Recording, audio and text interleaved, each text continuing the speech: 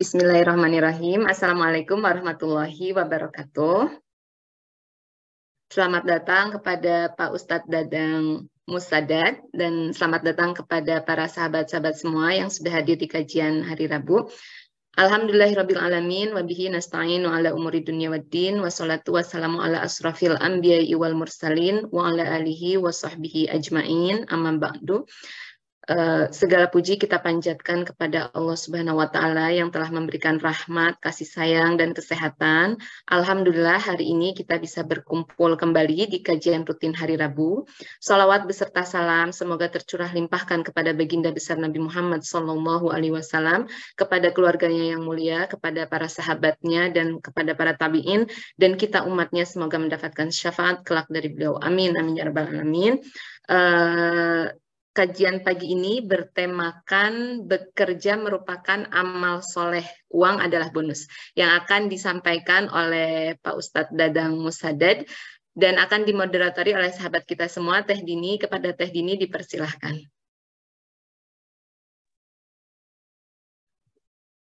Baik. Terima kasih Teh Desi. Assalamualaikum warahmatullahi wabarakatuh semuanya. Alhamdulillahirabbil alamin. Kita kembali berkumpul ya di Rabu pagi waktu Perancis, waktu Eropa, dan di Rabu sore waktu Indonesia. Selamat datang juga kepada teman-teman yang sudah bergabung dan khususnya untuk Ustadz Dadang. Semoga dalam keadaan sehat walafiat. Tema kali ini mengenai pekerjaan dan juga bersangkutan mungkin nantinya dengan rezeki. Kita memang dalam hidup ini, seperti kata Pak Ustadz Dadang dalam percakapan kami berdua adalah bahwa bekerja itu memang suatu ibadah, apalagi bagi yang mungkin harus mencari nafkah bagi keluarganya dan juga untuk mandiri bagi diri sendiri. Tapi bagaimana sih caranya supaya kita bisa mencari nafkah tetap dalam jalannya keridhaan Allah Subhanahu wa Ta'ala, sehingga kita bisa tetap mendapatkan rezekinya yang halal, bermanfaat, baik untuk diri kita sendiri, untuk keluarga, dan juga untuk lingkungan, dan juga untuk negara nantinya. Kita langsung saja nih kepada Pak Ustadz Dadang. Langsung aja Pak Ustadz menyampaikan kajiannya, waktunya yaitu 45 menit. Mangga Pak Ustadz.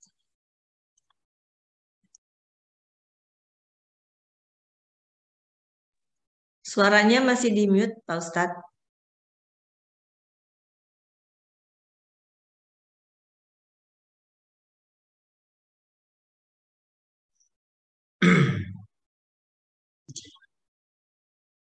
Assalamualaikum warahmatullahi wabarakatuh.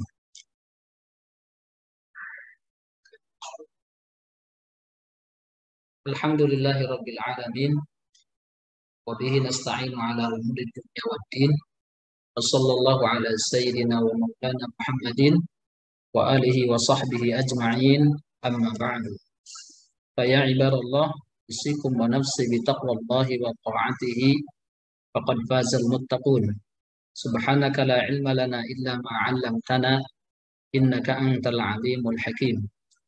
Rabbi shrah li sadri wa yassir li amri wahlul 'uqdatam min lisani yafqahu qawli. Ya fattahu ya alim, ya fattahu ya alim, ya fattahu ya alim.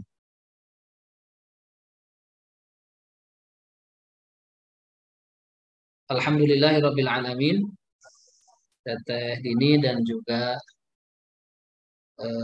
akhwat, saudari-saudari dan saudara-saudara saya yang berada di Prancis yang sama-sama saya hormati, semoga semuanya dimudahkan oleh Allah Subhanahu wa Ta'ala. Alhamdulillah, bersyukur kepada Allah Subhanahu wa Ta'ala pada kesempatan sore hari ini waktu siang, bahwa pagi sore ini alhamdulillah kita dipertemukan hakikatnya dan tentu saja disengaja oleh Allah Subhanahu wa Ta'ala. Mudah-mudahan silaturahim kita di hari ini limpah berkah sehingga menjadi wasilah kita sama-sama dipanjangkan usia kita dengan usia yang berkah penuh dengan ketaatan, dan juga mudah-mudahan dimudahkan segala untuk rezeki kita. Allahumma amin ya Allah ya rabbal alamin. Hadirin saudara-saudaraku, ikhwan wal akhwat fillah. Tema kita hari ini insyaallah terkait dengan bahwa bekerja merupakan amal soleh dan uang adalah bonus. Mengawali pertemuan kita hari ini, mari kita sama tanya diri kita dengan iman. Bahwa apa sebenarnya tujuan kita diciptakan oleh Allah Subhanahu wa taala ke dunia ini? Tujuan kita diciptakan oleh Allah Subhanahu wa taala ini, disadari atau tidak, adalah untuk beribadah kepada Allah Subhanahu wa taala, untuk mengabdi kepada Allah Subhanahu wa taala, untuk mengenal Allah Subhanahu wa taala. Hal ini Allah sampaikan di dalam surah Ad-Dariyat ayat 56, ayatnya yang sangat masyhur sama-sama kita hafal, wa ma khalaqatul jinna wal insa illa liya'budun. Aku, kata Allah, tidak menciptakan jin dan manusia melainkan supaya mereka mengabdi kepadaku. Jadi sepakat mengawali pertemuan kita di sore hari ini bahwa tujuan diciptakan kita ke dunia ini adalah membantu tugas yang sama, yaitu untuk beribadah. Sehingga ibadah ini adalah tujuan yang sangat khas, bahwa seumpama kita manusia tapi enggan beribadah kepada Allah, maka sudah lepas dari tujuan awal penciptaan itu sendiri. Sebut saja misal kursi, diadakan untuk diduduki, tapi pada kenyataannya fungsinya tidak ada, maka mungkin menjadi percuma. Ibadah diartikan tentu saja dengan arti yang sebenarnya yang sangat luas. Ada yang memaknai ibadah itu dengan istilah yang sangat mencakup, sebagai sebutan yang mencakup seluruh apa yang dicintai dan diridhai Allah, baik berupa ucapan, perbuatan, dan juga baik itu yang lahir ataupun yang bangsa batin, dan juga baik itu dibawakannya secara terang-terangan atau sembunyi-sembunyi. Karena Allah Maha Tahu, sehingga tidak ada bedanya antara amalan yang tersembunyi atau yang nampak. Bagi Allah sangat diketahui. Jadi apapun bentuk pengabdian kita, tentu saja pengabdian itu adalah sesuatu yang dicintai dan diridhai Allah. Baik itu berupa perkataan atau perbuatan, bangsa badaniyah atau bangsa batin, pemikiran, hati, maka itu yang disebut dengan ibadah. Dan ibadah sehingga dengan pengertian itu terbagi dua. Satu, ada ibadah mahdoh. Yang disebut ibadah mahdoh adalah ibadah yang tata caranya, prakteknya itu sudah ada nas, sudah ada kejelas, ada keterangannya langsung. Ada ibadah ghair mahdoh. Ibadah mahdoh ini sebut saja misalnya yang disebut dengan rukun Islam itu, mulai dari syahadat, salat, zakat, puasa, ibadah haji. Sedangkan ibadah ghair mahdoh adalah pekerjaan dunia, tapi karena ada diniatkan untuk beribadah kebaikan, maka menjadi nilai pahala kebaikan. Contoh misalnya tidur siang. Tidur siang itu, tidur misalnya asalnya adalah mubah, sesuatu yang dibolehkan. Tapi karena tidur siang ini, misalnya yang siang ya, ditujukan supaya malam bisa bangun dan tahajud untuk beribadah kepada Allah, maka tidur siang itu menjadi bernilai ibadah. Jadi suatu perbuatan dunia, hal biasa, diniatkan ibadah, maka diniatkan kebaikan, insya Allah disebut sebagai ibadah. Atau yang berkaitan dengan manusiaan, menolong, dan lain sebagainya. Baik, dan salah satu bentuk ibadah tentunya termasuk adalah yang disebut dengan kerja. Mari kita sama telahi, bagaimana, kenapa kerja itu menjadi sebuah kewajiban? Karena seseorang untuk hidup harus makan. Dan orang makan tentu agar kuat beribadah.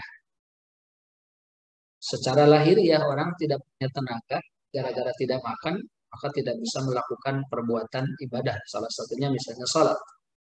Sehingga ada kaidah fikih disebutkan mala yatimul wajib illa bihi fahuwa wajib, bahwa suatu kewajiban yang tidak bisa dilakukan melainkan dengan pelaksanaan sesuatu, maka sesuatu itu hukumnya wajib. Misal taruh salat. Salat adalah kewajiban. Dilakukannya harus dengan ada tenaga. Tenaga harus diproses atau hasil dihasilkan karena makan. Maka makan menjadi, dan makan harus dicari uangnya dengan bekerja. Maka kerja menjadi harus misalnya. Dan makannya pun juga menjadi harus. Dan lebih dari itu bahwa di dalam Al-Quran banyak akan kita temukan ayat yang memerintahkan kita untuk bekerja. Mari sama baca dengan iman di dalam surah Al-Jumu'ah ayat 10. Situ fa idza qudiyatis salatu fantashiru fil ardi wabtagu min fadlillah wadhkurullaha katsiran la'allakum tuflihun. Ini ayat kaitan dengan salat Jumat, bahwa apabila salat Jumat sudah ditunaikan, maka umat Islam jangan bermas-malasan, tapi bertebaran lagi di muka bumi dan cari karunia Allah, kerja. Dan ingatlah Allah seseringnya atau sebanyak-banyaknya agar kamu beruntung. Nah, ini perintah bahwa setelah sholat maka jangan berdiam diri, berpangku, hanya berharap, tapi kembali lagi bekerja, mencari karunia Allah. Ayat lain yang menegaskan bahwa kita pun harus berkarya dan bekerja adalah di surah Al-Qasas ayat 73. Wabtaghi fima ataqallahu daral akhirah ila akhiril ayat. Yang artinya bahwa carilah pada apa yang telah dianugerahkan Allah kepadamu negeri akhirat. Hanya saja ini mengingatkan bahwa apapun nikmat yang diberikan Allah berupa pekerjaan salah satunya, atau misalnya diberikan harta benda, berikan kesehatan, maka temukan di setiap anugerah Allah itu sesuatu hal kebaikan untuk hal akhirat. Jangan hanya sampai di dunia berhenti, tidak ada kebaikan akhiratnya. Karena kita semua tahu bahwa kita semuanya adalah orang akhirat. Seperti Teteh dan yang lainnya asli orang Ciamis. Satu saat harus balik ke Ciamis lagi. Kita asli orang akhirat. Sedang menjadi para pengembara oleh Allah di dunia. Maka kembali lagi. Nah, apa yang diberikan Allah, kesehatan, karir, pekerjaan, uang, cari, temukan di setiap itu harus ada kebaikannya untuk nilai kebahagiaan kelak di akhirat. Wala tansa nasibaka minad dunya.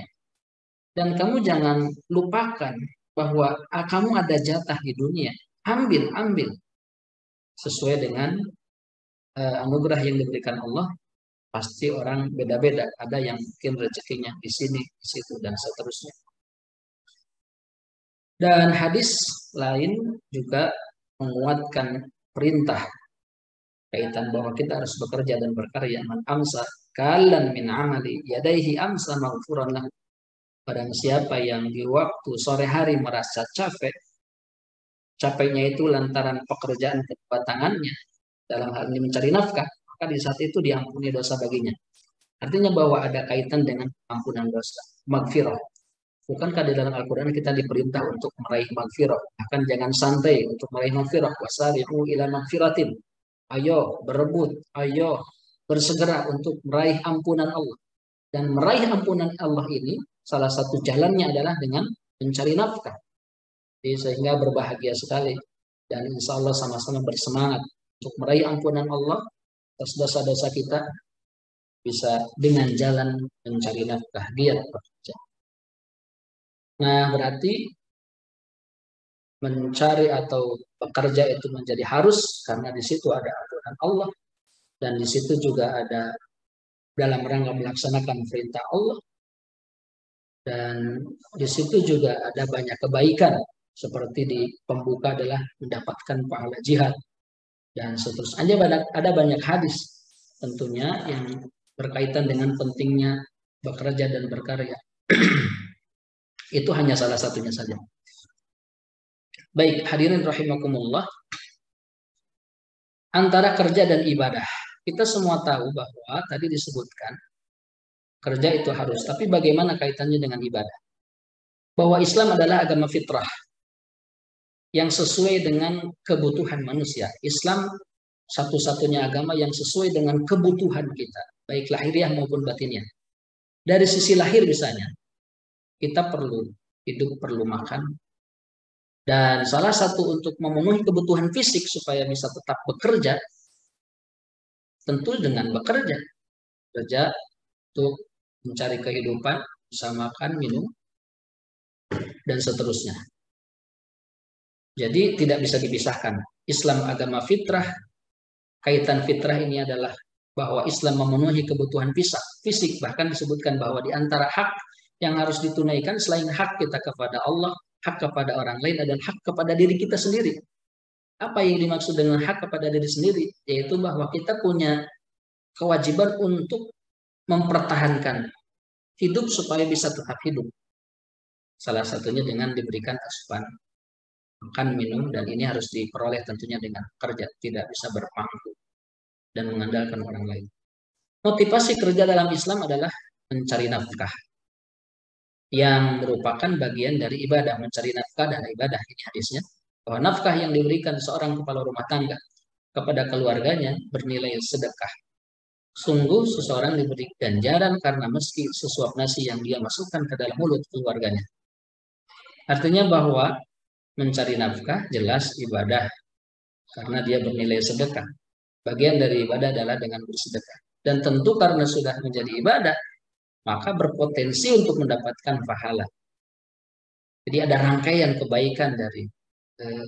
Nah, motivasi kerja orang Islam itu bedanya di situ, bahwa kita kerja adalah dalam rangka mencari nafkah, dan mencari nafkah adalah bagian daripada ibadah. Oleh karena ibadah, maka akan mendapatkan pahala.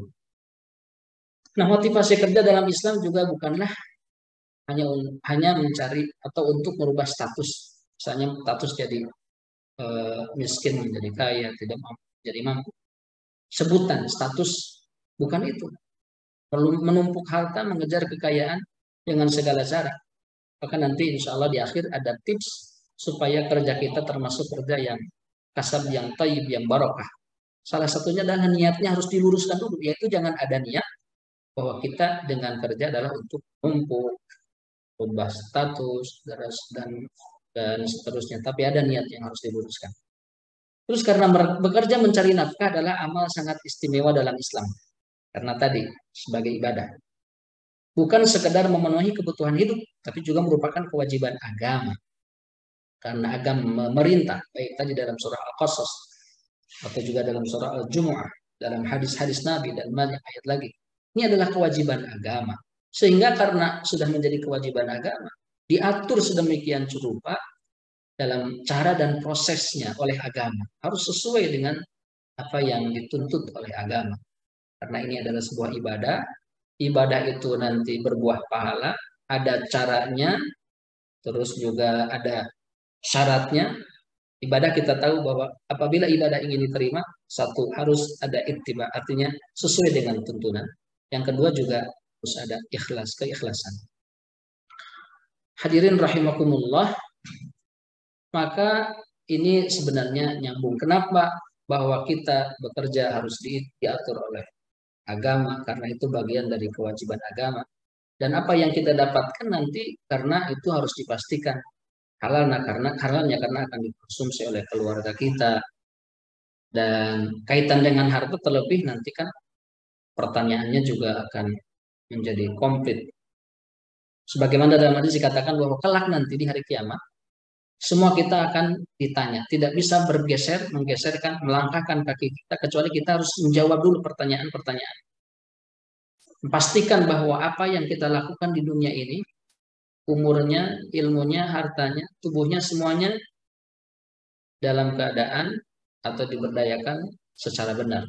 Karena kaitan dengan umur nih, berapa tahun kita hidup, kelak akan ditanya. Ini umur sampai sekian tahun dipakai ngapain saja. Kalaupun kita punya ilmu, alhamdulillah, ilmu itu pun kita akan ditanya, dihisab, diamalkan atau tidak ilmunya.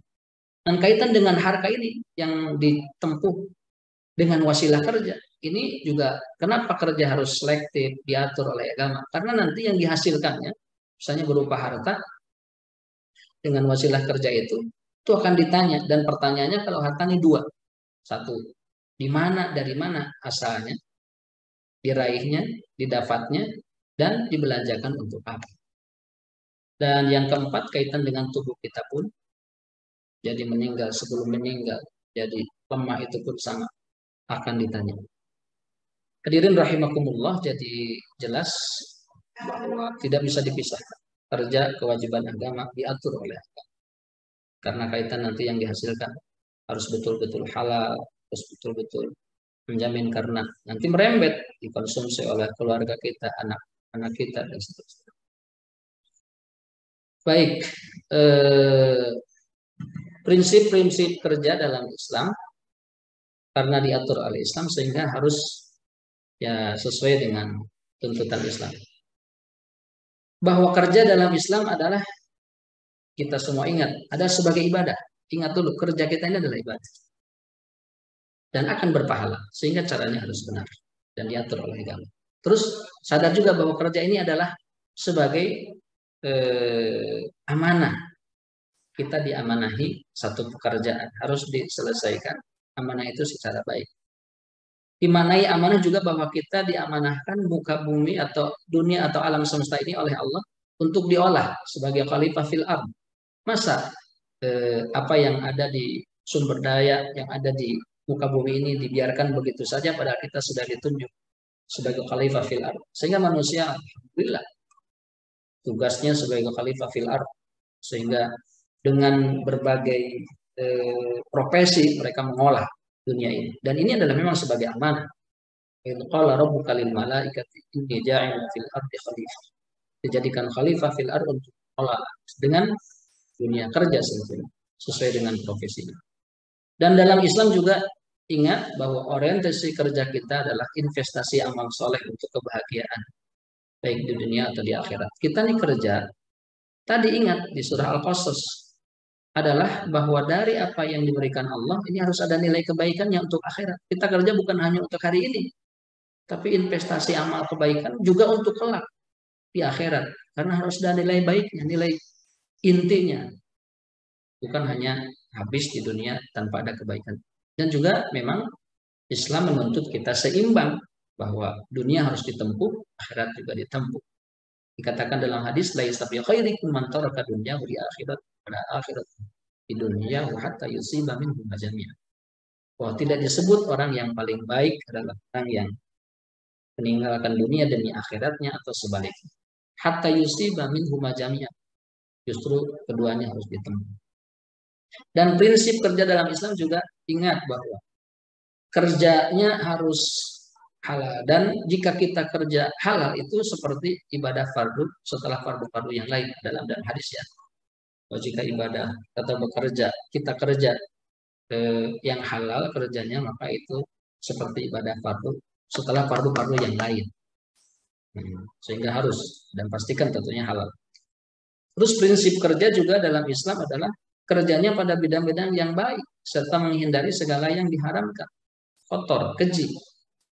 Karena apa yang kita hasilkan nanti makan. Sedangkan yang dimakan ini orang berdoanya sangat khusyuk, tapi yang dimakannya adalah hasil kerja haram misalnya. Walaupun itu bendanya atau yang dimakannya itu bentuknya halal, tapi dari cara kerja meraihnya misalnya dengan cara haram, maka doa kita tidak akan dijabah. Berharap anak soleh, tapi dikasih asupan makanan yang hasil perbuatan haram. Itu prinsip kerja kita dalam Islam. Juga mengangkat dan mendelegasikan pekerjaan pada ahli yang cakap. Artinya bahwa Islam juga menuntut kalau kerja harus sesuai dengan kompetensinya, keahliannya. Sesuatu pekerjaan digarap bukan yang ahlinya harus rusak. Nah, ini prinsip kerja dalam Islam juga dituntut memang profesional dan sesuai dengan kompetensi yang dimiliki masing-masing. Terus juga dalam Islam prinsip kerja adalah harus semangat. Pertanyaannya, kenapa harus semangat? Karena dengan bekerja akan menghasilkan manfaat. Manfaat duniawi, ukhrawi, menjadi pahala, mendapatkan pahala jihad tadi malah. Capeknya, lelahnya juga bernilai pahala. Sedangkan mengajar sesuatu yang bermanfaat, Rasul memberikan tips harus semangat. Ini hadis di atas potongannya. Ihris ala ma yanfa'uk wasta'in billah. Ini potongan hadis yang panjang. Awalnya adalah al-mu'minul qawiyyu khairun wa habbu ila Allah minal mu'minid dha'if. Ini Rasul mengatakan bahwa bersemangatlah kamu untuk meraih sesuatu yang bermanfaat untukmu. Dan dalam prosesnya wasta'in billah, kamu harus tetap memohon pertolongan kepada Allah karena kita bukan siapa-siapa tanpa Allah. Wala ta'jiz, dan jangan malas-malas. Jangan merasa lemah, jangan malas. Harus lihat semangat. Insya Allah nanti.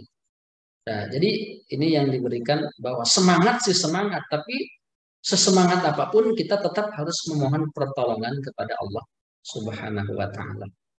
Karena kita ibarat robot yang digerakkan oleh mesin atau sebut saja wayang yang digerakkan oleh kidalang.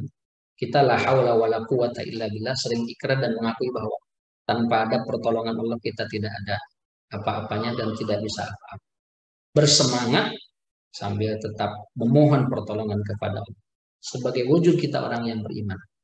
Bedanya kita dengan yang lain mungkin itu, ada orang yang bersemangat tapi tidak memohon pertolongan kepada Allah karena tidak beriman. Sering kita merasa berat menghadapi sesuatu pekerjaan karena dihadapi oleh sendiri tanpa melibatkan Allah. Padahal kita bukan siapa-siapa, berat dong apalagi dihadapkan masalah. Kita siapa mau menyelesaikan masalah sendiri? Maka mohonlah pertolongan Allah. Sehingga katakan dengan ini bahwa orang yang paling tenang hatinya adalah orang yang paling sering berdoa. Katanya. Kenapa? Karena orang berdoa, dia punya Allah. Seberapa berat pun masalah yang dihadapinya, dia tetap optimis karena dia punya Allah. Sehingga memohon kepada Allah. Dan orang yang paling sering galau tentunya merasa berat. Karena tidak merasa Allah hadir dalam hidupnya. Sehingga harus menghadapi hidup dengan atau oleh sendiri. Baik, oleh karena semangat maka dikenallah etos kerja. Jadi etos kerja dalam Islam, semangat kerja dalam Islam juga sudah jauh lebih dulu diperintahkan. Etos kerja menurut Islam adalah seseorang yang menanamkan pemikiran bahwa bekerja bukan hanya untuk dirinya. Ya, kita kerja bukan untuk diri kita sendiri. Bahkan bukan untuk hari ini saja. Kemanfaatannya untuk keluarga, untuk masa depan. Dan sebagai amal soleh. Oleh karena sebagai amal soleh, sehingga caranya, kehalalannya harus betul-betul dipastikan. Itu prinsip kerja kita ya. Nah, dalam hadis dikatakan barang siapa bekerja untuk anak istrinya melalui jalan yang halal, maka bagi mereka pahala seperti orang yang jihad di jalan Allah. Nah, ini kita semangat kerjanya karena kita ingat bukan untuk diri sendiri saja, tapi kemanfaatannya juga untuk orang lain, bukan untuk hari ini saja, dan bukan kerja biasa, tapi bernilai amal soleh yang akan diberikan pahala. Jika dikenal oleh Johnson Sinamu dikatakan bahwa etos kerja menurut Islam itu satu, sikapi bahwa kerja adalah ibadah. Oleh karena ibadah maka berpahala. Kita akan mendapatkan pahala. Dan niatkan tentunya ikhlas karena Allah. Dan sesuai tuntunan, karena ibadah diterima jika caranya benar sesuai tuntunan dan juga niatnya adalah ikhlas mencari ridha Allah Subhanahu wa taala. Seperti adapun uang atau yang didapat apapun itu adalah bonus, karena tujuan kita adalah mencari ridha Allah. Sebagai amal soleh otomatis akan mencari ridha Allah, pahala, uang adalah bonus. Dan pahala dari Allah itu ada yang cash dan ada juga yang kredit kelak di akhirat ya. Dan yang pastinya yang di akhirat itu lebih baik insyaallah. Terus kerja juga adalah rahmat. Kerja adalah rahmat, bahwa apapun profesi kita ini adalah bentuk anugerah kasih sayang dari Allah, sehingga harus dijalani, disyukuri, diterima tanpa syarat. Allah sayang kita, diberikan pekerjaan, maka dijaga sebaik mungkin. Insyaallah nanti akan tetap semangat tuh kalau begitu. Karena itu Allah menyayangi kita. Dan Allah menyayangi kita itu melebihi kasih sayangnya seorang ibu kepada anaknya. Nah, dengan diberikan satu pekerjaan yang halal, yang baik, itu adalah bagian dari karunia Allah yang harus disyukuri, dijalani, diterima. Dan tentu dengan begitu akan bersemangat. Dan kerja dalam Islam juga harus bahwa semangat sebagai melaksanakan amanah. Orang iman yang imannya betul tentu akan menjaga amanah. Bahkan la Islam liman la amanatalah. La iman liman la amanatalah. Tidak ada yang disebut iman sempurna kalau tidak bisa menjaga amanah. Innallaha ya'murukum an tu'addul amanati ila ahliha. Allah memerintah kita untuk menunaikan amanah. Nah, orang kalau menyikapi kerja dari sebagai amanah, maka nanti ada nilai kebaikan di situ. Dan orang juga tentu tidak akan sembarangan dalam kerjanya, tidak akan korupsi, karena ini adalah amanah yang harus ditunaikan. Dan yang ketiga, kerja juga adalah aktualisasi sebagai sarana untuk mencapai hakikat manusia yang tertinggi. Meski mungkin terkadang lelah, tapi bekerja terus harus dengan cara yang terbaik untuk mengembangkan potensi kita. Dan kerja juga adalah seni, semangat seni. Kalau tanpa seni hidup terasa tidak indah. Kalau tanpa kerja serasa tidak indah. Maka ada motivasi. Edward, seorang fisikawan peraih Nobel, dia mengaku bahwa rahasia keberhasilannya adalah ketika meraih penghargaan sains paling bergengsi itu karena bisa menikmati pekerjaannya. Ini adalah sebagai seni hidup. Kalau merasa ini adalah seni pekerjaan, berarti hidup kita merasa indah dengan pekerjaan ini sehingga menjadi semangat. Dan juga kerja adalah sebuah kehormatan yang diberikan dan penghargaan yang diberikan bagi kita. Sehingga seremeh apapun pekerjaan, jika dirasa itu adalah sebuah kehormatan, maka akan dilakukan secara baik. Sambil kita juga nanti akan diberikan kehormatan lain yang lebih besar. Kalau dikasih satu pekerjaan tidak dihormati, tidak disifati sebagai sebuah kehormatan bagi dirinya, maka tidak akan semangat. Dan kerja juga adalah pelayanan. Bahwa bekerja bukan untuk dirinya dan melayani nanti menghasilkan kontribusi untuk orang lain. Kenallah kita dengan hadis Nabi bahwa khairun nas anfa'uhum linnas. Sebaik-baik manusia adalah orang yang paling banyak memberikan kontribusi bagi yang lain. Jika disikapi kerja sebagai sebuah pelayanan, khidmah kepada yang lain, berarti menolong yang lain dalam kebaikan, maka kita akan bersemangat. Baik, kalau begitu sehingga banyak sekali ciri khas semangat kerja seorang muslim. Tentu dia akan sangat memperhatikan waktu. Waktunya sangat tidak akan dibuang begitu saja. Harus menyusun tujuan, realisasi kerja kalau bahkan hidup hemat dan efisien, tidak ngirit hemat ya. Ikhlas, tidak boros maksudnya. Ikhlas, kerjanya akan ikhlas, akan jujur, memiliki komitmen, tekad, keyakinan, tidak mudah menyerah, istiqomah, disiplin, hati-hati, tanggung jawab, konsekuen dan berani menghadapi tantangan, memiliki sikap percaya diri, kreatif, bertanggung jawab. Mereka bahagia karena melayani atau menolong orang lain, memiliki harga diri, memiliki jiwa leadership, berorientasi masa depan, karena dia kerja bukan hanya untuk hari ini, memiliki jiwa wira swasta, dan seterusnya. Bisa dibaca ini.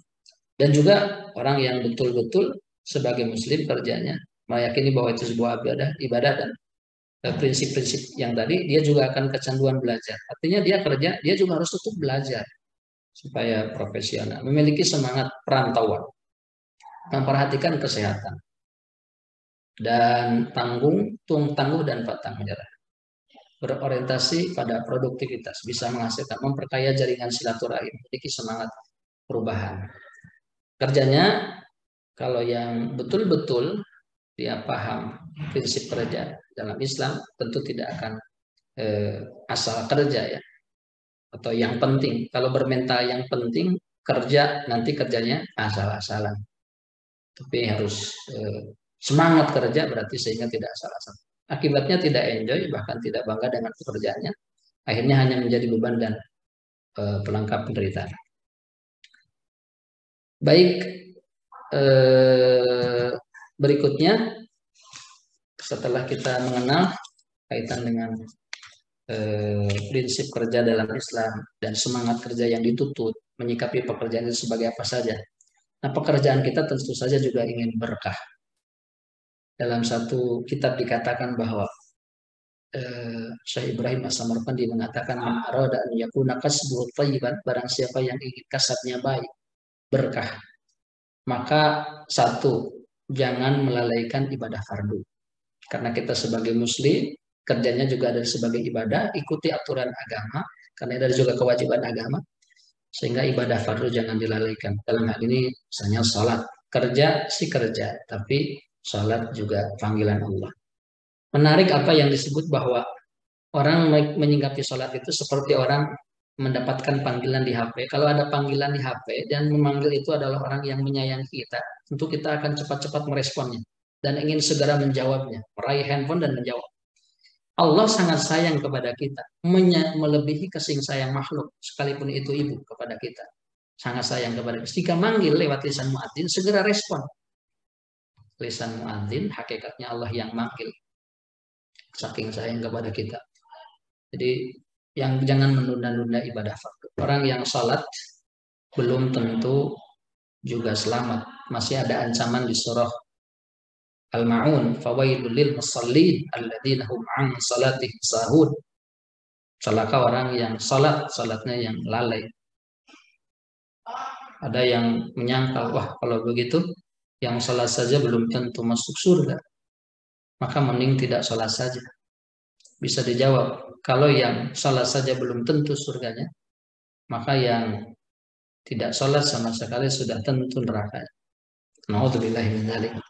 Yang kedua, tidak merugikan orang lain. Pekerjaan kita pastikan jangan merugikan orang lain. Masuk ke satu pabrik, tapi dengan menyuap direktur agar seseorang digeserkan karena kuotanya terbatas. Mendirikan satu pabrik di kampung, limbahnya sampai merebak di masyarakat, masyarakat menjadi tidak mendapatkan air bersih lagi, merugikan orang lain, tidak akan berkah. Bekerja, jangan ada merugikan orang lain. Niatnya juga harus benar. Kerja kalau ingin berkah juga niatnya harus benar. Lal jam awal kathrah. Niatnya apa? Niatnya mencari ridha Allah, niatnya beribadah, niatnya agar keluarga atau kita terjaga dari perbuatan dosa, iffah, sehingga kita tetap terjaga dari dosa. Kalau kita nggak kerja, kita nanti bisa jadi maling. Walaupun orang ada yang menjadikan maling itu sebagai pekerjaan. Kalau kita nggak kerja, bisa jadi kita menjadi melakukan perbuatan haram, misalnya maling. Na'udzubillah min dzalik. Sehingga kita kerja terjaga agar terjaga dari dosa. Bukan maksud untuk menumpuk, ya, mengumpul-ngumpul. Niatkan ibadah yang pertama untuk mencari ridha Allah dan juga agar terhindar dari dosa. Terus tidak juga berlebihan sampai habis waktu dikuras dan ibadah-ibadah fardu terbengkalai hanya demi kerja. Kerja semangat tetap, tapi kita juga sambil yakin bahwa Allah sudah menanggung rezeki kita. Wa ma min dabbatin fil ardi illa 'ala Allahi rizquha. Allah mengatakan bahwa setiap jiwa di bumi ini sudah Allah jamin rezekinya. Tapi kita harus berusaha. Yakin Allah memberikan rezeki dan dari kerja juga kita akan mendapatkan pahala ibadah, kebaikan, sehingga harus proporsional, ya. Tidak semuanya dihabiskan waktu untuk bekerja. Kalau siang Allah jadikan waja'alna al-laila libasa waja'alna an-nahara ma'asha. Malam dijadikan pakaian, orang bisa beristirahat seperti pakaian menutupi segala aktivitas. Wan nahara ma'asha, siang dijadikan untuk mencari penghidupan. Ada batas. Bahkan kalau dari 17 atau 24 jam, 17 jam itu dipakai bangun, maka ada sisa jam-jam yang bisa dipakai untuk istirahat. Ini sebanding dengan 17 rakaat salat kita. Terus meyakini rezeki dari Allah. Terus bekerja profesional, semangat, tapi juga tetap yakin Allah yang memberikan rezeki. Jangan meyakini pekerjaan kita adalah sumber rezeki. Allah tetap hakikat yang memberikan rezeki. Sehingga dikatakan, kalaulah orang beranggapan mungkin bahwa kalau nggak kerja ini, saya nggak dapat rezeki. Kalau nggak saya menjadi pejabat ini, saya tidak akan kerja. Kalaulah misal rezeki itu adalah hasil dari kerja keras, mestinya tukang bangunan adalah orang yang paling kaya di dunia. Karena kerjanya mungkin paling keras. Kalau misalnya jabatan itu adalah yang menghasilkan kekayaan atau memberikan rezeki, mestinya presiden itu selalu orang paling kaya karena jabatannya paling tinggi. Kalau misalnya kepintaran itu yang memberikan kita rezeki, mestinya mungkin setiap dosen, kita husnudun kalau dosen itu paling kaya. Kalau misalkan banyak waktu yang dihabiskan, semakin orang banyak menghabiskan waktu dengan kerja, semakin akan banyak rezeki mestinya. Mungkin warung kopi yang 24 jam buka, nggak tutup, itu lebih kaya. Bahwa rezeki itu adalah karunia dan rahmat kasih sayang dari Allah Subhanahu wa Ta'ala untuk hamba-hambanya yang dikehendaki. Sehingga kerja semangat, kerja profesional, tapi tetap yakin bahwa rezeki ini adalah karunia dari Allah Subhanahu wa Ta'ala yang diberikan untuk orang-orang yang dicintainya. Tapi hati-hati bedakan juga ya antara rezeki dengan mata. Mata adalah sesuatu seperti kebaikan yang diberikan kepada orang yang tidak beriman. Baik, itu kuncinya. Nah, untuk meraih rezeki supaya dimudahkan, maka baik juga kita berupaya untuk meninggalkan hal-hal yang bisa menghambat. Syekh Ibnul Qayyim rahimahullah dalam kitabnya Zadul Ma'ad ada 4 tamna'u rizki, bisa mencegah, menghambat rezeki kita. Naumus subha, tidur setelah subuh. Ini banyak hadisnya ya kaitan dengan waktu subuh ini waktu yang sangat berharga. Sehingga Rasul mengajarkan bahwa Allahumma barik li ummati fi bukuriha. Ya Allah, berkahi umatku di pagi harinya. Berkahi umatku di pagi harinya. Bahwa waktu pagi ini waktu yang sangat berharga. Semakin orang bangun lebih awal, semakin berpotensi sehat dan dimudahkan mental insya Allah rezeki. Terus juga jarang salat. Qillatus salah. Kita diperintah oleh Allah wasta'inu bis sabri was salah. Mohonlah pertolongan kepada Allah melalui sabar dan salat. Bahkan seseorang itu bisa dijadikan ukuran. Jika ada 2 hal bagus di seseorang, maka bagus di yang lain. Satu orang bagus menjaga salatnya, yang kedua menjaga lisannya. Kalau ada kebingungan atau ada masalah Rasul dulu, maka lewat salat. Kita ingin rezeki dimudahkan, kerja berkah. Sementara salat media untuk memohon pertolongannya tidak ditempuh. Maka bagaimana? Nah, kita bekerja dan salat. Terus juga tidak malas-malasan. Rasul mengajarkan di antara doanya adalah kita berlindung, Allahumma inna na'udzubika minal hamdi wal hazan wa na'udzubika minal ajzi wal kasal. Artinya Allah memerintah kita untuk menjauhi, diberikan berlindung kepada Allah dari sifat kasal atau malas ini. Bahkan di kitab Ta'limul Muta'alim di antara teman yang harus dihindari adalah al-kaslan, orang yang malas. Karena kalau tidak ada niatan untuk membawanya menjadi orang yang rajin, takutnya nanti kebawa malas. Dan berkhianat. Orang yang berkhianat, saat dikasih pekerjaan itu adalah amanah. Ternyata dia berkhianat, tidak akan berkah. Jam kerja sekian jam, tapi dia berkhianat. Belum selesai kerja misalnya, sudah selesai kerjanya atau sudah nutup pekerjaannya padahal masih ada. Untuk menghalalkan apa yang diberikan berupa hasil dari kerja itu, dan kerja juga dari ibadah, sehingga caranya harus benar dan memahami itu ada sebagai sebuah amanah. Baik, penutup, insya Allah ada serba-serbi ini bahwa besarnya gaji bukanlah ukuran rezeki, karena gaji dari bos sedangkan rezeki dari Allah. Gaji dijemput dengan kerja, rezeki dijemput dengan takwa. Gaji bisa kita duga, namun rezeki sering datang dengan tanpa diduga. Gaji hanya uang, rezeki bisa berupa sehat, kebahagiaan, yang soleh. Kadangkala gaji terasa besar, namun masih saja terasa kurang. Tapi rezeki selalu mencukupi meski nominalnya tak seberapa. Tidak setiap orang punya gaji, tapi setiap orang punya rezeki. Gaji bisa saja tertukar, tapi rezeki tidak akan tertukar. Dan karena dari kerja adalah juga dalam rangka tentunya mencari rezeki, maka bahwa hakikat rezeki adalah yang diperoleh oleh orang. Yang diperoleh orang tidak beriman bukanlah rezeki, tapi disebut dengan mata atau kesenangan dunia. Hakikat rezeki adalah sesuatu yang halal, yang digunakan untuk bersyukur dan untuk taat kepada Allah yang pemberi rezeki. Dan pada akhirnya kita sama-sama selalu berdoa kepada Allah agar diberikan kecukupan dengan doa yang diajarkan oleh Nabi, Allahumma kfini bihalalika an haramika wa aghnini bifadlika amman siwak. Ya Allah, limpahkanlah kecukupan kepada kami dengan rezekimu yang halal dari makan harta yang Engkau haramkan, dan cukupkanlah kami dengan kemurahan-Mu dari mengharapkan uluran tangan selain. Hadirin rahimakumullah, barangkali itu saja dulu yang bisa disampaikan dari materi ini.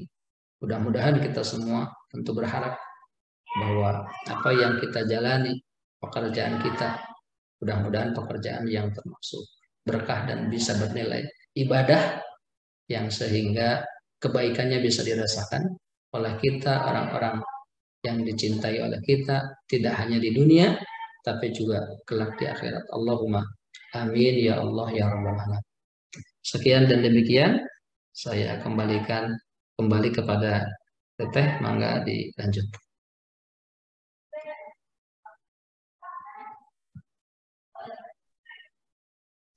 Baik Ustadz Dadang, alhamdulillahirobbilalamin. Masya Allah, ini ilmunya banyak sekali ya. Dari tadi saya sibuk mencatat banyak hal untuk diri saya sendiri juga, sebagai pengingat mengenai mengenai bekerja dan juga mengenai rezeki tadi.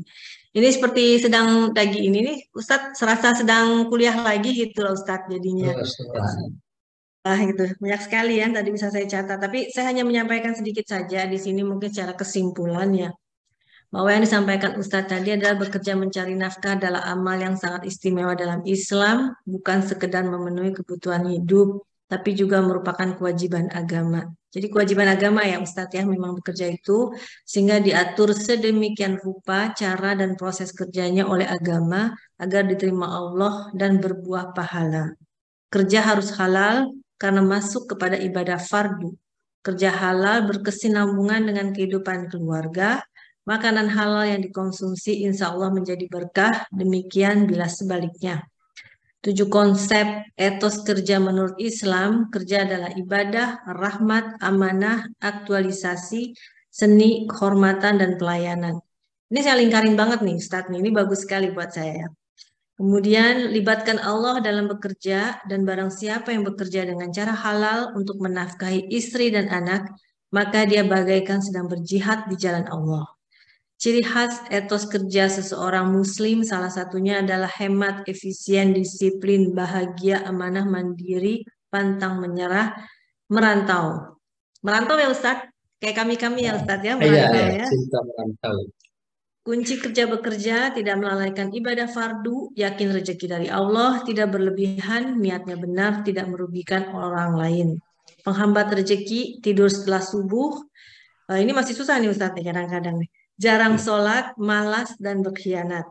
Besarnya gaji bukan ukuran rezeki. Setiap orang punya gaji, tetapi setiap orang belum tentu punya gaji, tetapi setiap orang punya rezeki. Gaji bisa tertukar, tetapi rezeki tidak akan pernah tertukar. Masya Allah. Jazakallah Ustadz, mudah-mudahan ya apa yang tadi ilmu yang disampaikan bisa memberikan manfaat bagi kita semua, khususnya tadi bagi saya. Alhamdulillah Ustadz, saya mendapatkan ilmu yang sangat bermanfaat hari ini mengenai bekerja yang ada hubungannya juga dengan rezeki. Baik Ustadz, mungkin Ustadz ingin minum dulu karena tadi sudah berbicara cukup lama. Sambil Ustadz beristirahat dulu, kita akan mendengarkan pantun dari sahabat kita Mbak Berta. Silakan Mbak Berta.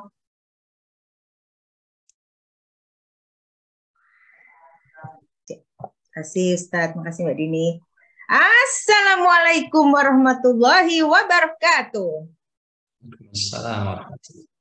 Bola dikejar, bola ditendang. Klub Maroko menang kesekian. Ustadz Dadang hadir bertandang. Hakikat bekerja dalam kajian. Resesi ekonomi datang melilit. Usaha upaya, persaingan sengit. Hidup tak akan terasa sulit. Bekerja gesit, berdoa selangit.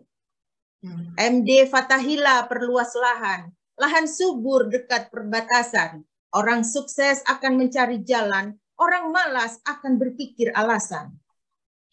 Betul. Santri sehat tiada yang kurus. Soleh-soleha bertutur halus. Bekerja keras adalah harus niat yang lurus dan doa tulus.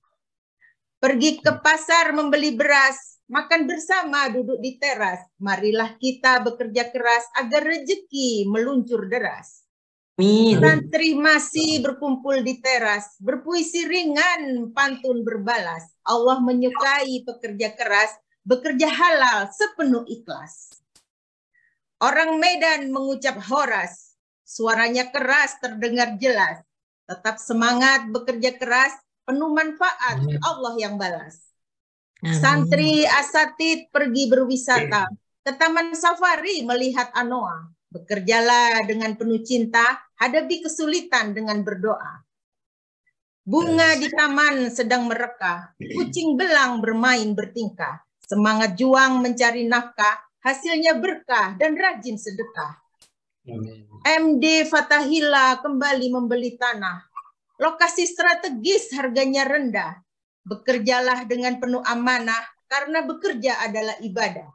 Amin, amin. Santri-santri sedang mengaji, duduk rapi tak beralas kaki.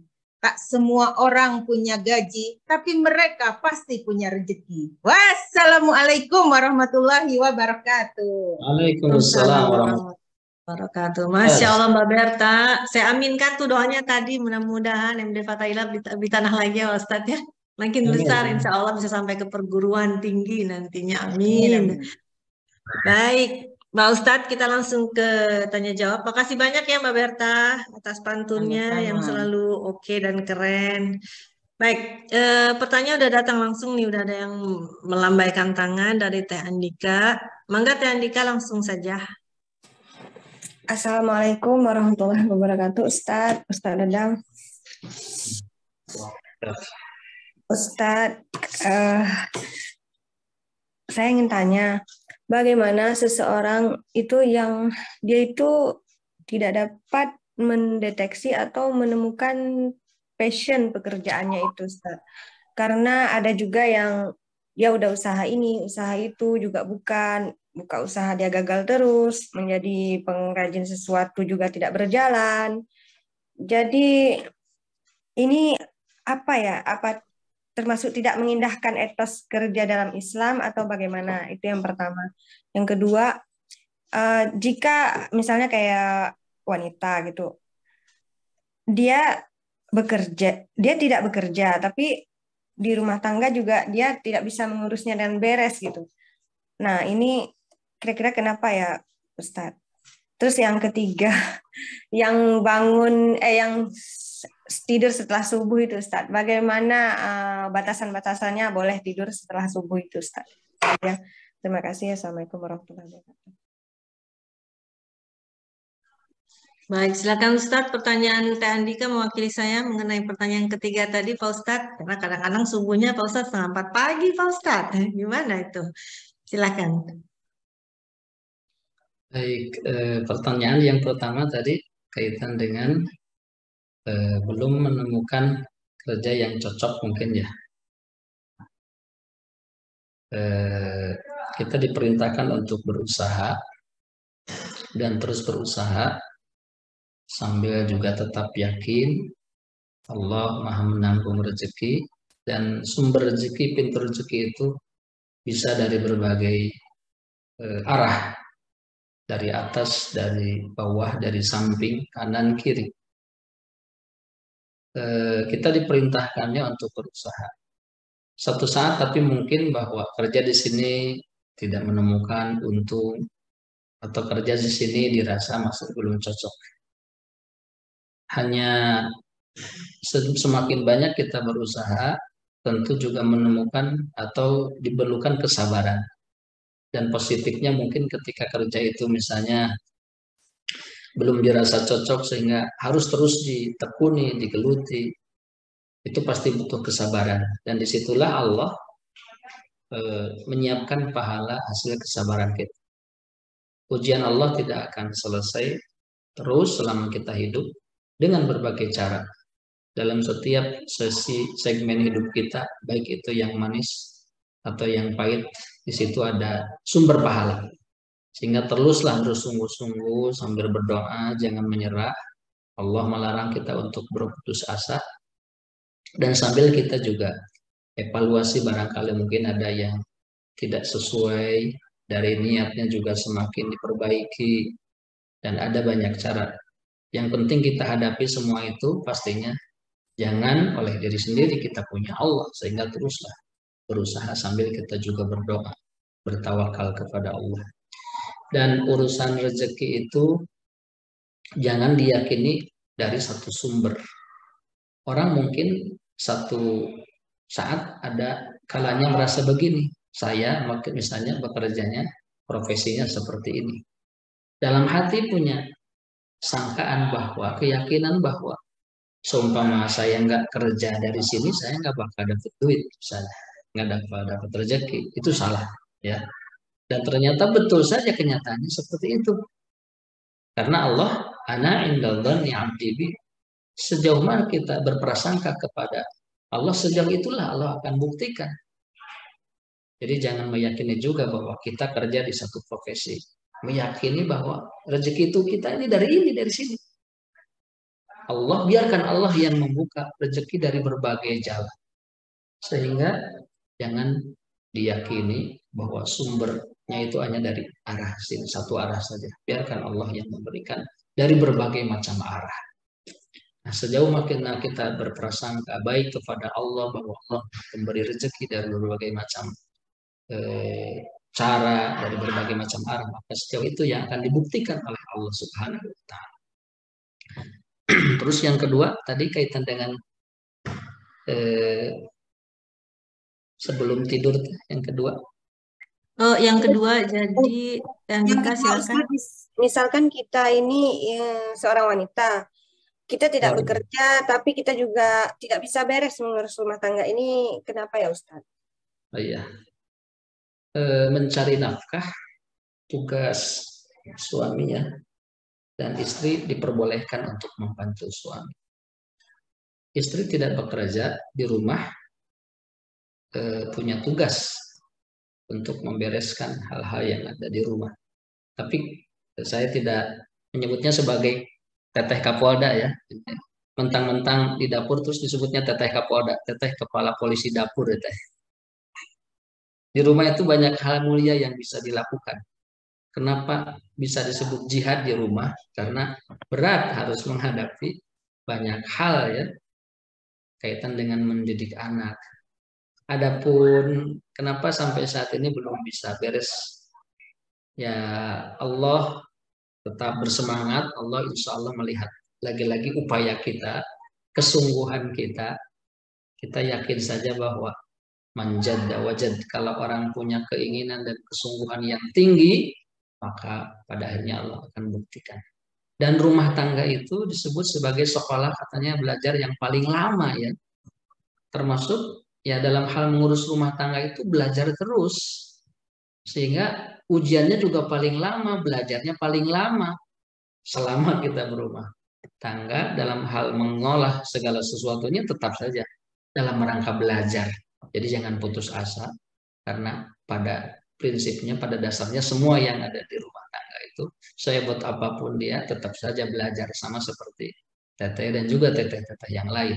Ya, sama-sama, sehingga disebut adalah belajar yang paling lama, sekolah yang paling lama adalah belajar di rumah tangga, mengurus A, B, C, D di rumah tangga, menahan stabilitas emosi dalam menghadapi anak. Nah, terus juga dalam mengelola uang dapur misalnya ya. Dan pastikan sekarang semoga tidak semakin banyak yang stroke katanya. Ternyata Teh Dini dan juga teteh-teteh yang lain, sekarang semakin banyak orang stroke. Kenapa? Karena tidak sesuai antara stroke digaji dengan stroke belanja katanya. Jadi banyak yang stroke ya. Baik, insya Allah tetap bersemangat teteh. Ya, kaitan dengan mengolah rumah tangga, semuanya belajar dan semangat. Allah akan melihat sejauh mana upaya kita. Baik, yang ketiga kaitan dengan waktu subuh ya. Rasul ini bersabda dalam hadisnya bahwa salah satu doanya tadi sebutkan, Allah mabarik li ummati fi bukuriha, ya Allah berkahi umatku di pagi hari ini. Jadi Allah, Rasul, waktu dulu keberkahan doanya masih dirasakan sampai sekarang oleh umat. Kalau pagi-pagi dia itu berkah. Sesudah sholat subuh, dalam hadis katakan, sesudah sholat subuh maka janganlah kamu tidur sehingga kamu tidak lalau dalam mencari rezeki. Atau bangunlah di pagi hari untuk mencari rezeki dan kebutuhan. Sesungguhnya pada pagi hari terdapat berkah dan keberuntungan. Jadi kalau puasa biarkan, kalau memang tidak kuat untuk nahan kantuk, terlebih di jam-jam mungkin bulan puasa, karena ada makan sahur biasanya ya, bangunnya lebih awal dan dikasih makan, sehingga mungkin idam talaatil butun namatil uyun. Ada peribahasa orang Arab bilang gini, idam talaatil butun namatil uyun. Kalau perut ini penuh, maka kata orang Sunda matanya jadi tunduk. Nah, batasannya ada yang sampaikan bahwa biarkan misalnya matahari terbit dulu, misalnya ya. Terlebih kalau para bapak-bapak nih, misalnya yang sholat di masjid, ibu-ibu juga bisa, asal setelah subuhnya ini dipakai untuk berzikir, lalu sholat sunat syuruk yang pahalanya sebanding dengan haji dan umroh ya. Nanti sholat duha. Jadi sabada subuh banget, maka upayakan bertahan, bergerak, dan hirup udara segar. Banyak juga berzikir. Nah, ada yang mengatakan batasannya setidaknya sampai terbit matahari dulu, muncul matahari dulu. Itu Teteh, mudah-mudahan bermanfaat. Dan barangkali mungkin nanti ada yang bisa menambahkan, dipersilakan. Terima kasih. Barakallahu fikum. Baik, alhamdulillah. Terima kasih jawabannya Ustadz. Semoga cukup jelas ya Teh Andika. Bagaimana Teh Andika? Sudah cukup ya? Baik. Iya, Teh Dini. Baik Pak Ustadz. Untuk yang subuh itu kadang-kadang kan gini Pak Ustadz, misalnya habis subuh terus nggak tidur beneran tapi tidur-tiduran gitu Pak Ustadz, 15 menit gitu, 20 menit gitu sebelum akhirnya mungkin bangun beneran kayak gitu Pak Ustadz. Itu juga nggak boleh ya Pak Ustadz ya? Gimana dong Pak Ustadz kalau kayak gitu? Soalnya kan kita nemenin suami itu istilahnya Pak Ustadz. Apalagi saya sebagai istri itu Pak Ustadz. Kan serba salah juga ya jadinya. Gimana ya Pak Ustadz? Apa saya harus bilang sama suami saya, udah kita langsung berzikir gitu. Gimana ya Pak Ustadz? Serba bingung juga nih. Yang ba'da subuh ya? Ya, setelah subuh. Ba'da subuh. Ya insya Allah dengan contoh yang bijak, perlahan tapi pasti sambil yakin. Semua pahami insya Allah bahwa pergerakan yang paling berkah memang dari paginya. Orang kalau paginya sudah segar, sudah enak, sudah energik, insya Allah siangnya dan seterusnya akan lebih enak. Insya Allah Teteh lebih paham ya Mama, suami Teteh dengan cara apa yang lebih bersahabat, dan insya Allah sama-sama semuanya mendapatkan keberkahan di pagi-pagi. Sambil juga kita memohon kepada Allah, Allah barikli fi bukuri, ya Allah berkahi saya di setiap pagi saya. Allah bika subhanahu wa bika amsayna wa bika nahya wa bika namut. Meyakini bahwa sore, pagi, hidup, mati karena Allah Subhanahu wa taala. Baik Pak Ustadz, siap. Baik, untuk pertanyaan berikutnya datang dari Ibu Idar. Nah, pertanyaannya adalah, boleh nggak sih Pak Ustadz, hukumnya apa sih wanita memakai parfum ke tempat kerja gitu Pak Ustadz? Gimana nih Pak Ustadz? Saya juga senang soal pakai parfum wangi kan gitu. Gimana nih Pak Ustadz?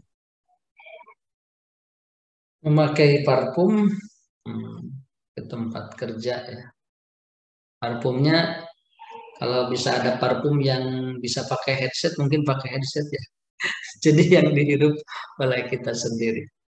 Untuk menghindarkan dari bau-bau tak sedap, merasa lebih percaya diri, baunya tidak mencolok, dan juga yang memaknai saja katanya asal baunya tidak yang terlalu mencolok ya, dengan ukuran mungkin yang wajar. Karena ada juga mungkin yang mencolok ya. Kita juga sebagai laki-laki bisa mencerna, mungkin ada wangi yang walaupun kecium wangi biasa aja ya. Ukurannya mungkin insya Allah kita bisa melihat. Ada yang mana seperti itu, sekedar untuk menghilangkan bau kita saja misalnya, dan tidak mencolok pastinya. Itu kaitan dengan parfum. Walaupun memang lebih aslamnya, lebih selamatnya, ya setidaknya jangan mengalahkan lah. Jadi, kalau sedang bersama keluarga, bersama suami, terlebih itu menjadi kurang lebih wangi dibanding ketika kita ngantor ya. Harus lebih wangi, harus lebih sejuk, harus lebih segar penciumannya atau harumannya. Jangan justru malah terbalik. Seperti punten ya, emak-emak di kampung katanya biasanya kalau pergi kondangan muni subhanallah ya, itu parfumnya muni sampai setengahnya mau habis. Dikit-dikit dikecretin lagi, dikecretin lagi. Beda ketika sedang berada di orang yang paling berhak menikmati kaum hawa di rumah. Cari yang paling aman dan lebih selamat. Insya Allah lebih baik. Baik Ustadz. Yang penting tidak berlebihan tadi ya Pak Ustadz ya, dan niatnya jadi ya, dan memakai parfum juga. Kemudian pertanyaan berikutnya dari Mbak Berta nih Ustadz. Nah ini bagaimana yang kerja di bank konvensional? Pasti ada unsur riba di situ. Bagaimana nih Pak Ustadz nilai ibadah dan keberkahannya? Silakan Pak Ustadz. Hukum kerja di bank konvensionalnya bukan pertanyaan yang baru ya, banyak dipertanyakan sebelumnya.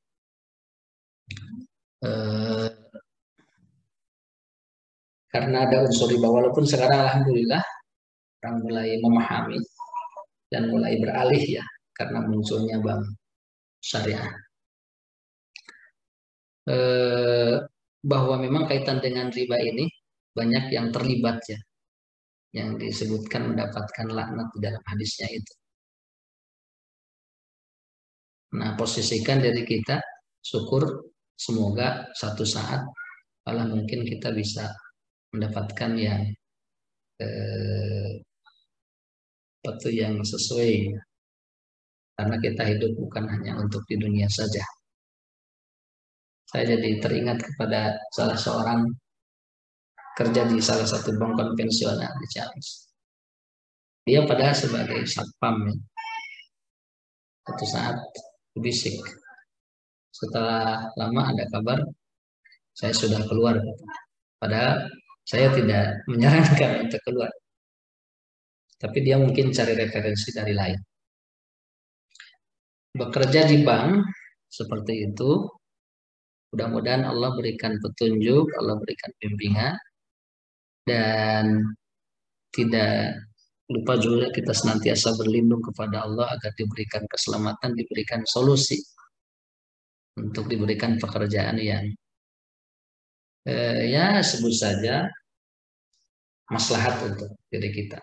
Karena kita tadi sadar bahwa bekerja bukan hanya bekerja, tapi bekerja adalah juga dalam rangka ibadah. Sedangkan ibadah caranya harus betul, selain juga sesuai dengan tuntunan, dan niatnya tentu adalah niat ikhlas mencari ridha Allah Subhanahu wa taala.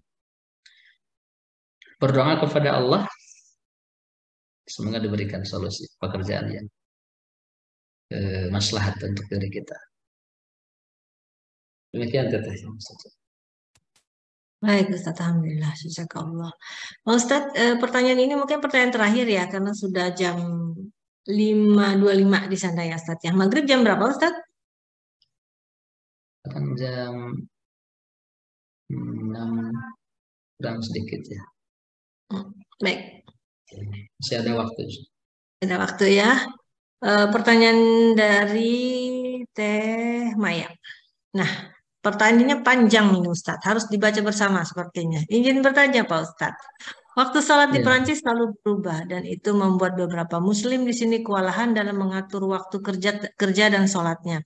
Malah terkadang seperti menyalahkan waktu sholat yang seolah-olah menghambat waktu kerja.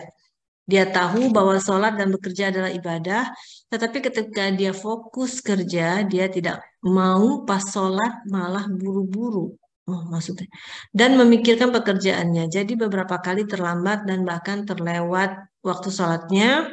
Bagaimana nasihat yang baik untuk meluruskan hal tersebut? Terima kasih Pak Ustadz. Saya ingin menambahkan pertanyaan ini Pak Ustadz. Mungkin maksudnya kan jam di sini berubah-berubah ya Pak Ustadz. Seperti yang saya ceritakan bahwa kadang-kadang subuh jam sekian, nanti maghrib berubah-berubah terus karena kita di sini 4 musim. Nah pertanyaan ini juga saya ingin bertanya adalah karena di sini kan kita tidak diperbolehkan mencampurkan antara agama dengan pekerjaan ya istilahnya gitu ya Pak Ustadz. Jadi pada saat banyak yang bekerja itu harus mengkodok sholatnya gitu Pak Ustadz. Menyatu-nyatukan sholatnya selama bekerja. Nah itu gimana ya Pak Ustadz hukumnya? Dan itu yang membuat saya akhirnya tidak bekerja kantoran lah istilahnya di sini Pak Ustadz. Pernah mencoba tapi yang ada sholatnya jadi berantakan, semua disatu-satuin gitu Pak Ustadz. Seperti itu. Nah ini bagaimana nih Pak Ustadz solusi mungkin bagi mereka yang memang harus bekerja gitu Pak Ustadz. Apalagi para wanitanya ya yang memang harus bekerja. Bagaimana menurut Pak Ustadz? Silakan Pak Ustadz. Waktu yang sangat mengikat ya, sehingga mungkin sering harus berbenturan dengan sholat. Dan tadi disebutkan memang tidak ada alokasi waktu untuk dipersilahkan sholat ya. Ini mungkin ya sebuah ujian yang luar biasa yang tidak dirasakan oleh kita yang di Indonesia, yang di Ciamis. Alhamdulillah. Dan alhamdulillah Teteh sendiri tadi bilang ya semoga ini yang terbaik dari Allah karena keinginan yang kuat bahwa kita punya tugas. Dan kita doakan tentunya juga untuk saudara-saudara kita yang alhamdulillah masih ada niat yang kuat ingin mendirikan sholat walaupun di suasana yang sangat sulit seperti itu. Semoga diberikan solusi, jalan keluar, Allah bukakan pintu, Allah bukakan juga keterbukaan bagi pihak-pihak terkait sehingga diizinkan untuk mendirikan sholat di waktunya. Karena kodok itu asalnya kan ya karena udur sholat baru ada kodok ya. Sebenarnya tidak ada kodok karena misalnya waktu yang tidak ada karena alasan pekerjaan. Kodok itu diperuntukkan misal ketika orang tidur lewat bangun sudah lewat waktunya bangun maka tinggal sholat. Misalnya seperti jamaah juga jamaah qashar misalnya alasannya karena misal ada udzur perjalanan atau karena lupa baru ada qada. Adapun dalam fikih karena alasan kerja memang sebenarnya tidak ada ya istilah qada.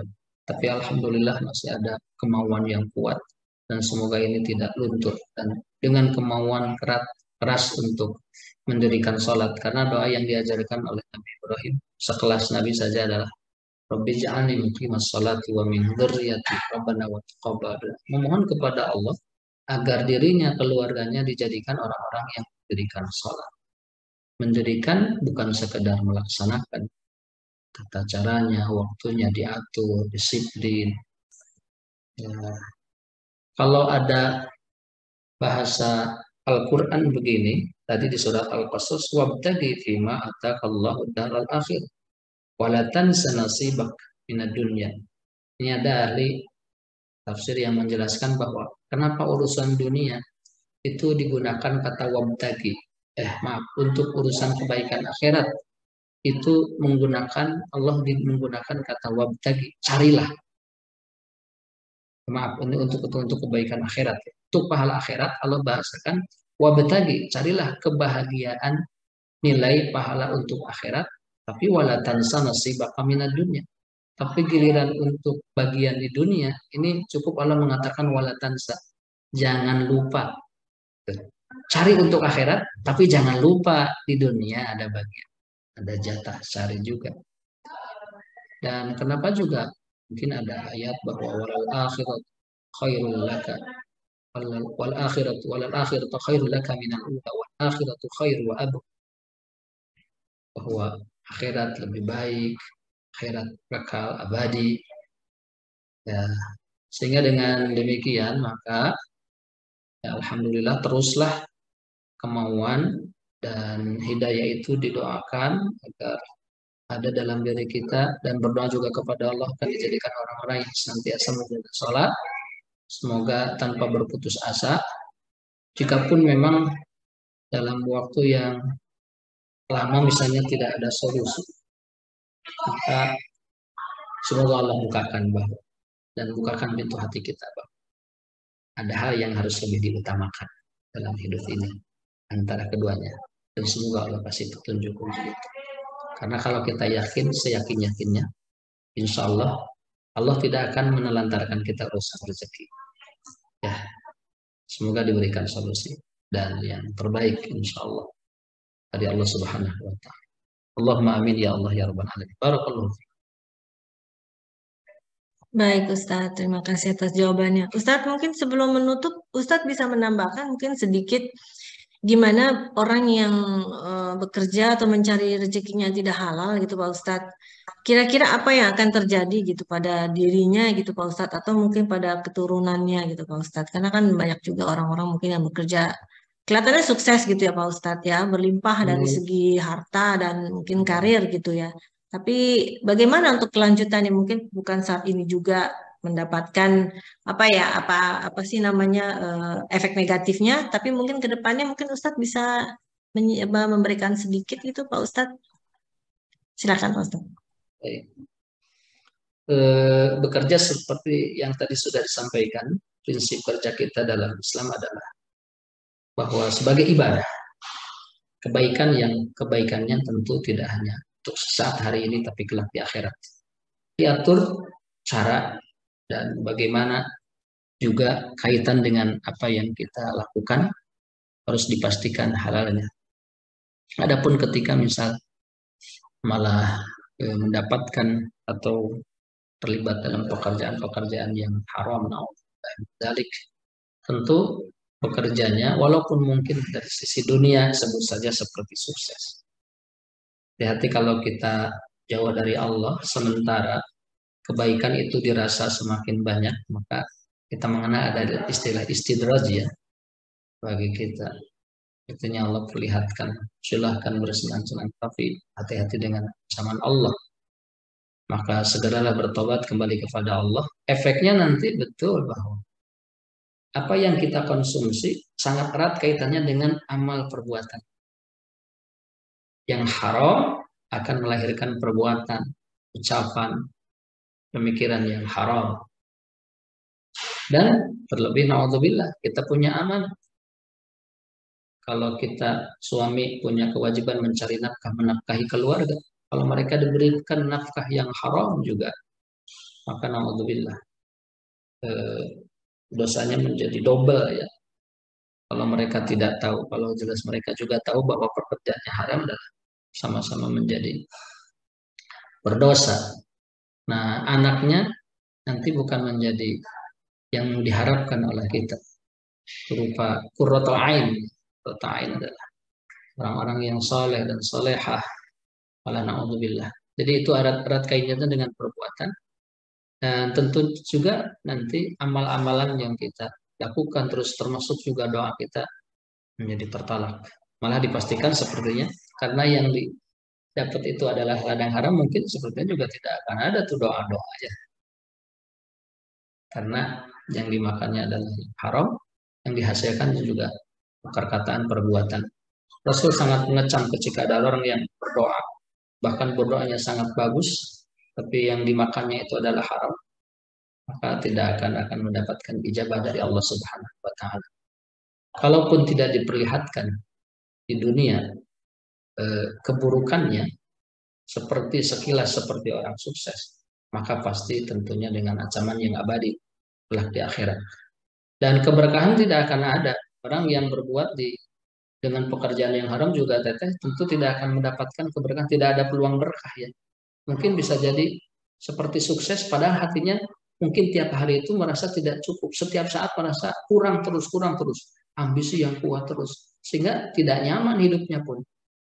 Hanya dikira saja mungkin oleh kita sepertinya orang yang enak dengan keberadaannya, padahal kita tahu pekerjaannya adalah haram. Orang berbuat dosa, karakter dosa itu tidak membuat nyaman dirinya, Selama itu perbuatan dosa, apapun dosanya, bagi orang pelakunya pasti tidak akan nyaman. Dan keberkahan hidup, segala sesuatunya tidak dapat tentunya. Yang paling sederhana, keberkahan adalah tidak merasa cukup. Otomatis kalau tidak merasa cukup berarti harus dikerahkan seluruh hidupnya untuk capek. Sehingga pemikirannya terkuras. Capek sekali. Capek untuk menjaganya, capek untuk meraihnya. Capek untuk menjaganya, takut kemalingan, takut kehilangan. Dan juga takut capek dalam meraihnya karena tidak merasa cukup terus. Rakus. Ya, sehingga harus dikuras. Mungkin menjadi kurang istirahat, tidur merasa tidak enak, dan seterusnya. Tidak akan mendapatkan ketenangan hidup pada prinsipnya dan sangat merugi kelak di akhirat ketika orang dari hasilnya mendapatkan yang baik. Dan pasti yang seperti itu juga dia merasa bahwa apa yang didapatkannya itu adalah hasil kerja, hasil keringat sendiri, tidak melibatkan Allah. Sehingga karena sudah berprasangka berkeyakinan seperti itu, bahwa itu hasil keringat sendiri, satu bahayanya akan menjadi bakhil. Pelit, koret. Kalau merasa apa yang didapat itu adalah dari Allah hakikatnya, itu milik Allah, silakan saja. Sedekah tidak akan berat karena itu juga memang milik Allah.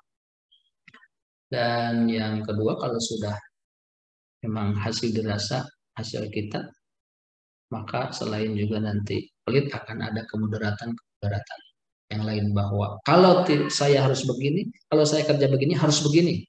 Nah, kalau nanti pas ternyata tidak sesuai dengan perkiraannya, maka dia tentu akan mengambil jalan-jalan lain yang tidak diharap kok. Nah, sehingga nanti tidak tenang. Padahal beda kalau orang yang merasa bahwa ini adalah hakikatnya dari Allah. Kita serahkan kepada Allah. Apapun berapapun hasilnya kita terima. Nah, kalau orang seperti itu tidak akan terima. Oh, kenapa sih saya? Padahal saya udah keluar modal segini. Kenapa hasilnya segini? Wah, nggak terima. Nanti akan tempuh tuh cara-cara yang haram, menghalalkan segala sesuatu. Jadi tidak akan mendapatkan ketenangan, keberkahan, dan juga nanti kesombongan yang ada, dan kebakhilan juga yang akan lahir, dan tentu kemudaratan yang lain. A'udzubillahi min dzalik. Demikian tadi. Baik Ustadz, semoga kita terhindar ya Ustadz ya dari mencari rezeki yang tidak diridhoi oleh Allah Subhanahu wa taala, karena tadi memang berat sekali ya itu ganjarannya. Baik Ustadz, terima kasih banyak atas ilmunya hari ini. Saya hari ini mendapatkan banyak sekali manfaat dan banyak sekali pelajaran yang harus saya revisi kembali bagi kehidupan saya. Khususnya tadi habis sholat subuh jangan tidur lagi. Itu satu PR yang lumayan cukup berat Pak Ustadz. Kalau musim panas ya, kalau musim dingin sih subuhnya lumayan lah, agak siang. Jadi biasanya habis subuh kita bisa langsung aktivitas. Baik, terima kasih sekali lagi Ustadz. Terima kasih kepada semuanya. Sebelum saya kembalikan kepada Teh Desi, saya mengucapkan mohon maaf lahir batin bila tadi ada kesalahan. Wassalamualaikum warahmatullahi wabarakatuh. Mangga Teh Desi, silakan. Waalaikumsalam warahmatullahi wabarakatuh. Hatur nuhun Teh Dini, hatur nuhun Pak Ustadz. Alhamdulillahirabbil alamin. Pak Ustadz mungkin sebagai penutup bisa kasih nasihat dan juga penutupan doa setelah majelis. Silakan Pak Ustadz. Baik, terima kasih semuanya, Teteh Dini dan juga teteh-teteh yang lain. Maghrib di sini insya Allah jam 17.54 masih ada waktu. Dari rangkaian yang disampaikan, tentu kita sama-sama berharap semoga apa yang kita jalani, pun itu profesinya, profesi yang diberkahi oleh Allah Subhanahu wa Ta'ala, menjadi wasilah betul-betul berpahala ibadah, kebaikan, keberkahan bagi kita, bagi keluarga kita, yang kebaikannya akan dirasakan hari ini, esok, dan kelak di akhirat tentunya. Allahumma amin ya Allah ya Rabbal Alamin. Bersemangat, tetap sukses, tetap bermohon, meminta pertolongan kepada Allah dalam menghadapi segala sesuatu, mohon bimbingan, terutama juga dalam menghadapi pekerjaan tugas-tugas kita. Dan mari kita sama-sama berdoa kepada Allah. Allahumma shalli ala sayyidina Muhammad wa ala alihi wasallam. Bismillahirrahmanirrahim. Alhamdulillahirabbil alamin. Hamdan yuwafi ni'amahu fi mazidah. Ya Rabbana lakal hamdu kama yanbaghi li jalali wajhikal karim wa 'azimi sultanik. Allahumma shalli ala sayyidina Muhammad salatan tunjina biha min jami'il ahwali wal afat wa taqdi lana jami'al الدرجات وتطهر جميع السيئات وترفعنا بها عندك على درجات وتبلغنا بها أقصى الغايات من جميع الخيرات في الحياة وبعد الموت. ربنا آتنا من لدنك رحمة وهيئ لنا من أمرنا رشدا. اللهم اكفنا بحلالك عن حرامك وأغننا بفضلك عمن سواك. ربنا لا تزغ قلوبنا بعد إذ هديتنا وهب لنا من لدنك رحمة إنك أنت الوهاب. اللهم اغفر لنا ذنوبنا ولوالدينا وارحمهم كما ربونا صغارا. اللهم إنا نسألك الهدى والتقى والعفاف والغنى. اللهم إنا نعوذ بك من الهم والحزن ونعوذ بك من العجز والكسل ونعوذ بك من الجبن والبخل ونعوذ بك من غلبة الدين وقهر الرجال. اللهم إنا نسألك العفو والعافية والعافية الدائمة في الدين والدنيا والآخرة. اللهم لا سهل إلا ما جعلته سهلا وأنت تجعل الحزن إذا ما شئت سهلا. اللهم بارك لنا في كل ما عندنا من العمر والأعمال اللهم اهدنا واهد بنا واجعلنا سببا. ربنا هب لنا من أزواجنا وذرياتنا قرة أعين واجعلنا متقين. اللهم إنا نسألك علما نافعا ورزقا طيبا وعملا متقبلا. ربنا آتنا في الدنيا حسنة وفي الآخرة حسنة وصلى الله على سيدنا محمد وعلى آله وصحبه وسلم. سبحان ربك رب العزة عما يصفون وسلام على المرسلين والحمد لله.